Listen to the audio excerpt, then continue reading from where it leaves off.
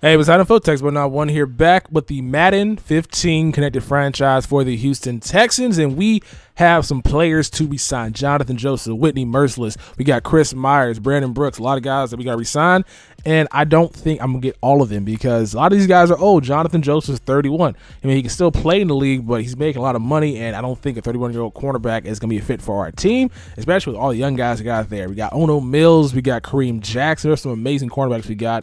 So I think I might let him walk at the end of the season, but the main focus in this video today is to offer Brandon Brooks a contract because that guy is 26 years old. He's a right guard. He can be on the team for another 6, 7, 8, 9 years. So that guy is a guy we must try to at least keep on our team. Also, we got to find speed at halfback. Arian Foster, Alfred Blue, the Martin guy I drafted. All these guys have 89 speed, so you got to try to find somebody that can pretty much break the defense back. A one-cut guy can get down the field easily and score touchdowns on long runs instead of basically being a zone read type of halfback, which Arian Foster is. So right here, we're going to go ahead and try to get Latavius Murray. He is amazing. Great speed, great carry. He can't really catch, but as long as this guy can pretty much run by the defense, we can make it work. So right now, our first game of the season is going to be against the Baltimore Ravens, and Josh Freeman gets the start. I was unsure. I wanted to throw the rookie into the fire, but the Baltimore Ravens have a great defense. Jimmy Smith, Ladarius Webb. They got some good safeties, good linebacking core with DJ Smith, the rookie or second-year player, and CJ Mosley. A great defensive line. So this was not a good game to just give the rookie. Like, that's not good because if the rookie's not good, I know Josh Freeman's not that good, but the rookie's not good in his first game. That's going to put a lot of pressure on this franchise to find somebody else. So I want to make the transition for that guy to be a quarterback really, really easy. So I'm trying to be careful, make sure this guy is not doing anything that he cannot get his way out of. So Josh Freeman gets a start for this game, and let's see how that plays out. Also, I have a lot of ideas for this series that I might be doing, so if it gets weird and start changing up towards later on, just know that I have plans for this. Like, I want to make this really interactive. I got guys lined up with scripts to read, so it's going to be something different coming up soon, so stay tuned for that. So right now, it's just going to be basic, me just going over the plays, telling you what I was doing, and hopefully it comes out well, and in the future, it's going to be something completely different. It's going to be about a story. You're going to have some headlines going on because I'm working on stuff right now. I'm trying to make this into a good series, but at the same time, I'm not trying to do too much because it's gonna be crazy if I decide to go ahead and just make it all happen right now because the episodes be coming out not that much. My goal right now is to get this out at least once a day, so I'm gonna try to keep doing that, but also make it more entertaining for you guys who are watching these long videos. So right now, first on offense, we got Arian Foster in the backfield, Josh Freeman at quarterback. Do a handoff, simple handoff, and we get tackled for a loss. The guy did not hold onto the block too long. Let Elvis Dumerville break off Dwayne Brown. So let's take a look at that defense, which is so damn good. They got Julio, who's a guy to watch out for, pretty much clogging up that middle. On the outside, they got Terrell Suggs and they got Dumerville, and the inside linebackers are really good. They're really, really fast, really, really athletic, and they have really good awareness. And you also got the cornerback side. So this is a really stacked up defense. On 3rd and 11, Josh Freeman drops back, and he has Andre Johnson, but he is not open, and it looks like Jimmy Smith gets the first points of the game. That is not a good start. The Houston Texans have had so many years of pick sixes with Matthew Schaub, and in the first throw that my quarterback makes in Josh Freeman, he throws a pick six. It looks like a repeat of the 2012 season, and that's not good. Houston fans are not happy with that. Like, this is not a good start for the quarterback that we signed to an extended deal. 3 years and a lot of money and a pretty huge bonus. So he comes back on the next drive and throws the ball right into the dirt. He had Arian Foster open across the middle, but that was such a bad throw. It forces the Texans to put the ball to the Ravens to get the ball, and Forsett is hit in the backfield by Brian Cushing, who looks to make an impact. He was on a minutes restriction last season, a snap restriction, but this year the knee's fully healed up and he could play. So we're hoping to have really huge years out of Brian Cushing, out of Jadeveon Clowney, out of J.J. Watt, because our defense is our staple offensively. Still trying to figure it out. Defensively, we know what we are. Get a nice tackle right there on J.J. Watt. Clowney out there doing his work, but it wasn't a sack because he got a gain of 1. Next play, he throws the check down, who is the linebacker responsibility, and he gets the first down. So the Ravens are close to getting in the red zone. We have to stop these guys. On 3rd and 7. Our defense is out here, and he throws a quick pass. It gets picked off by DJ Swearinger. A great read, a great reaction, get the interception, and get both feet in bounds. But if he stays in bounds, that is a pick six. There is nobody in front of him.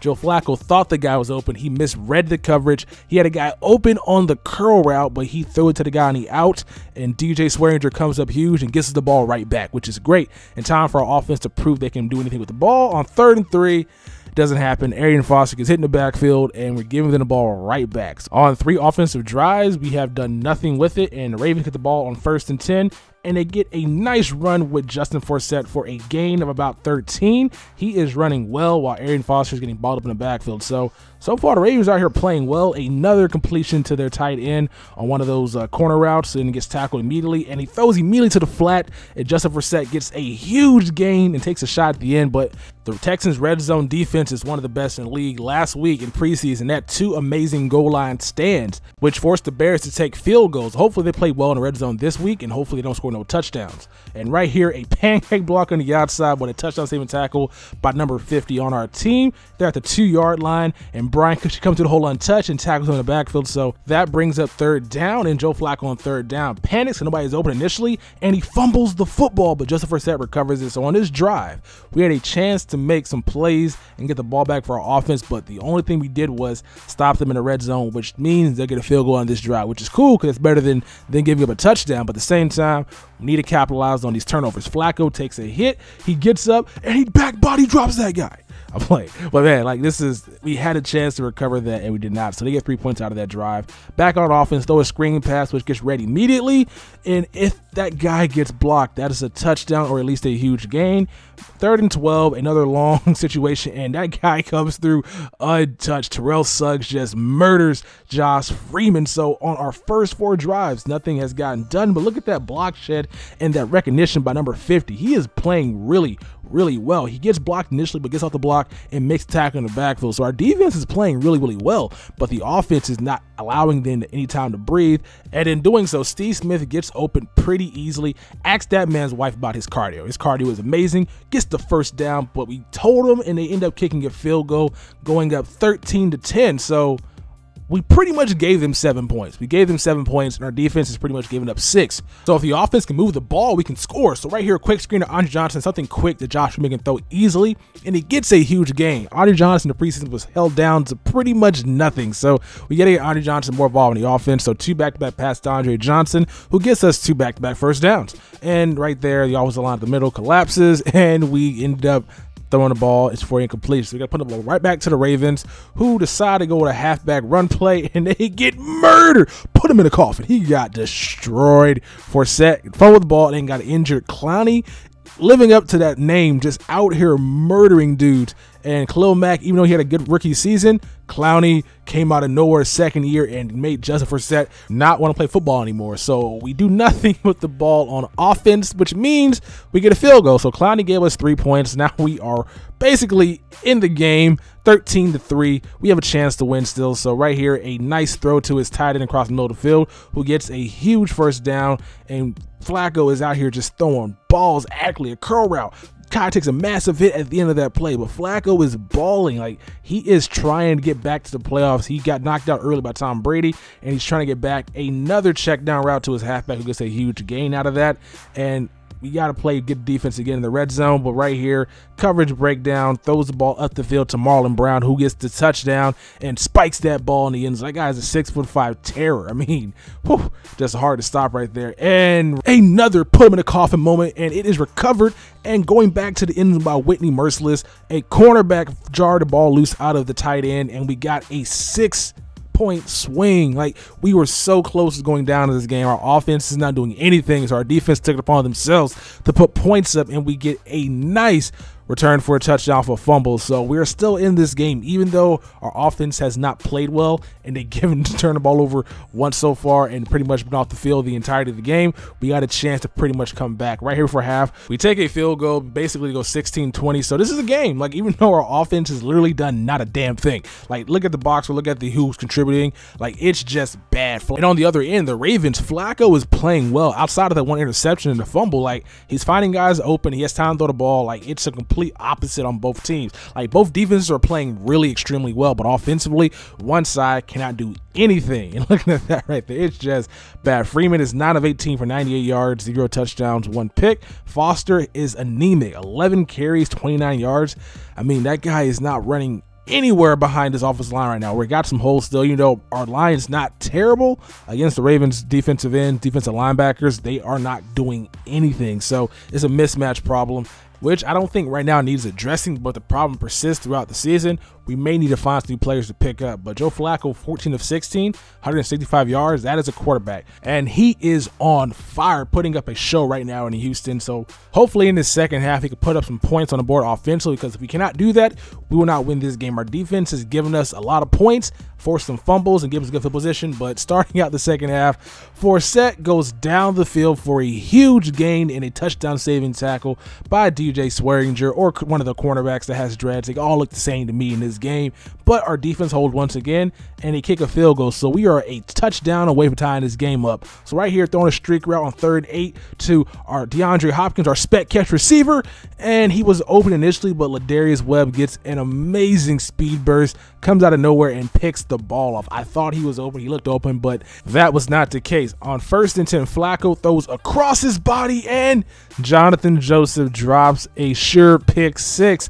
That would have tied the game up. And Joseph's butterfingers, Joseph no hands, Joseph brick face, like he just drops an open touchdown pass. We get the ball back on 3rd and 13, and another case of stone hands. Our receiver takes a shot, but that is a ball you must catch, especially if you're gonna get hit anyway. Catch the ball, no matter if you're gonna get hit regardless. So that kind of sucks. Flacco buys some time, throws it down the field, and Marlon Brown, his big 6'5" target, catches the ball and gets him out of that situation he was in that his own end zone, and Forsett again with the first down run. So right now, the Ravens on offense are clicking on all cylinders, and the Texans are stalling completely. Our defense is getting exploited only because we're on the field for a long time. The offensive possession is not, we're not doing anything with the ball. So if that happens, our team gets tired and guys are not out there thinking straight. But another fumble forced, and the ball gets recovered by their team, and because they recovered it, they end up kicking the field goal. So it's a 2-possession game once again with 10 minutes to play in the game in the 4th quarter.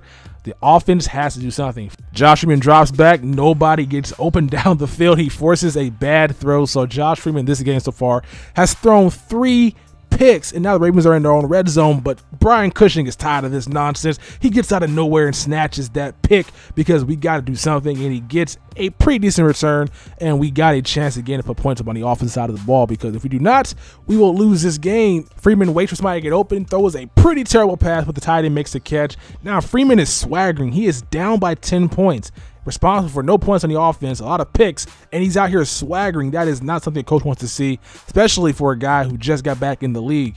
But right there, a nice little DeAndre Hopkins down the field, and we throw a screenplay that actually works out, and we're on the way to the end zone, but we cannot get off the block, and we end up getting tackled. And right now, 1st and 10, Josh Freeman drops back, and he throws his 4th pick of the game to Ladarius Webb for his 2nd. That was a great play. Like, Hopkins was open initially, but that was a great play by Ladarius Webb, who got his 2nd interception of this game, and pretty much poo-pooing on Josh Freeman's debut as a Houston Texans. And again, reminding everybody why this guy was not a good quarterback back in 2012, and he was out of the league by 2013. So that is going to wrap up this game. We got beat down 29-16. Our offense was putrid. Like, we had no running game, there was no passing game, the blocking was really suspect at times, and because of that, we got torched. Our defense played really well. They gave up a lot of points, but that was mostly because the offense put them in precarious situations. They're on the field for an extended period of time. They're gonna get tired. There are gonna be guys out there who are not supposed to be out there playing, especially at this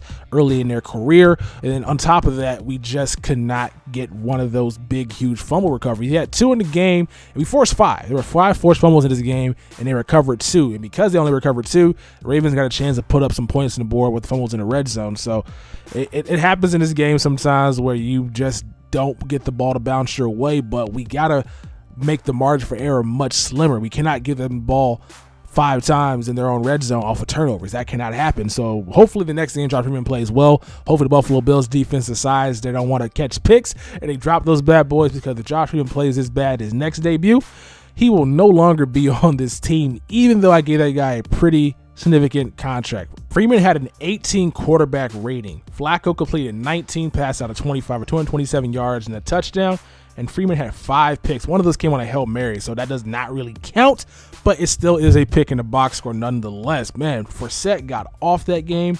Arian Foster, 17 carries for 40 yards. So like I said, next game, we got to get these guys more involved, because I do not want all these overpaid players on the roster if they're not going to produce. So I got to get my substitutions in correctly because Latavius Murray has to play. So does Alfred Blue Martin. I got to get Andre Johnson more involved. Hopkins, the tight ends as well. We got a lot of work to do in a short period of time. So stay tuned. Stick around for the series. Hopefully it gets a lot better. Brian Cushing, though, 12 tackles, 1 INT. Like, he played extremely well for a guy coming off 2 ACL surgeries of the same knee. Like I said last year, he's on a minutes restriction and a snaps restriction. So this year is his breakout. Like, he pretty much had some bad luck for the past 3 seasons. And hopefully this season he stays healthy so he can be out here catching picks, knocking balls loose, and getting a bunch of tackles. He is this team's Luke Kuechly, and hopefully he plays like the MVP player I know he can be.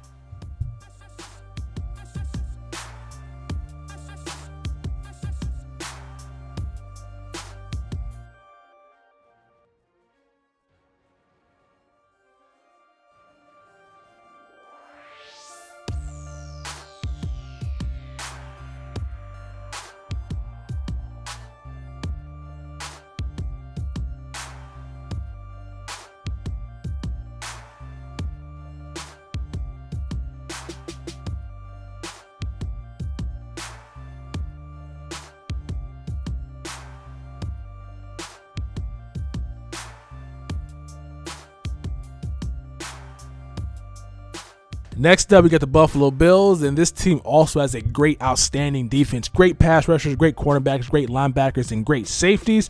And their offense is missing a quarterback. They got Colt McCoy. He is the quarterback for this team. So this should be a very fun game to play. Hopefully, Freeman comes out here and plays a lot better. If not, I might need to thrust Peter Chandler into that starting lineup sometime soon because I cannot be out here with my first year on the job with Josh Freeman attached to my name. That's not a good look for a new coach, new organization, for a quarterback who will turn the ball over and get you fired quickly.